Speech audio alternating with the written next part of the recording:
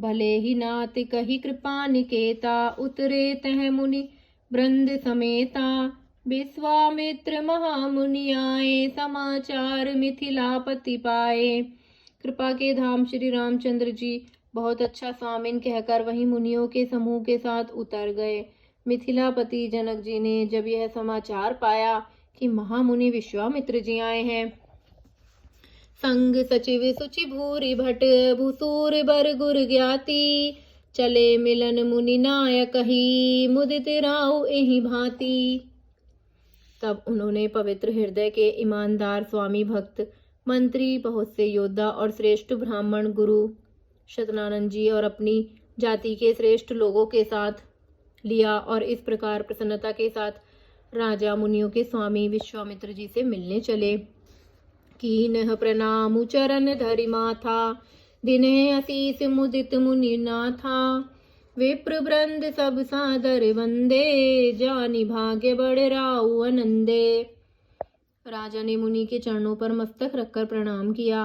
मुनियों के स्वामी श्री विश्वामित्र जी ने प्रसन्न होकर आशीर्वाद दिया। फिर सारी ब्राह्मण मंडली को आदर सहित प्रणाम किया और अपना बड़भाग्य जानकर राजा आनंदित हुए। कुशल प्रसन्न कही बरही बारा, विश्वामित्र ने पही बैठारा। तेहि अवसर आए दो भाई, गहरह देखन फुलवाई। बार बार कुशल प्रश्न करके विश्वामित्र जी ने राजा को बैठाया। उसी समय दोनों भाई आ पहुंचे जो फुलवाड़ी देखने गए थे। श्याम गौर मृदु बयस किशोरा, लोचन सुखद बेस्व चित चोरा। उठे सकल जब रघुपति आए, विश्वामित्र निकट बैठाए। सुकुमार किशोर अवस्था वाले श्याम और गौण वर्ण के दोनों कुमार नेत्रों को सुख देने वाले और सारे विश्व के चित्त को चुराने वाले हैं।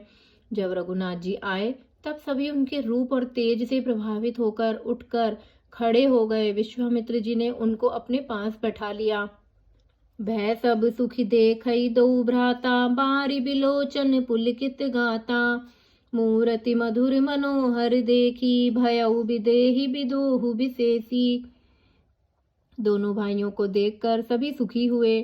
सबके नेत्रों में जल भर आया। आनंद और प्रेम के आंसू उमड़ पड़े और शरीर रोमांचित हो उठे। राम जी की मधुर मनोहर मूर्ति को देखकर विद्रेह जनक विशेष रूप से विदेह देह की सुध बुध से रहित हो गए। प्रेम मगन मनु जानि नृप, करी विवेकु धरि धीर।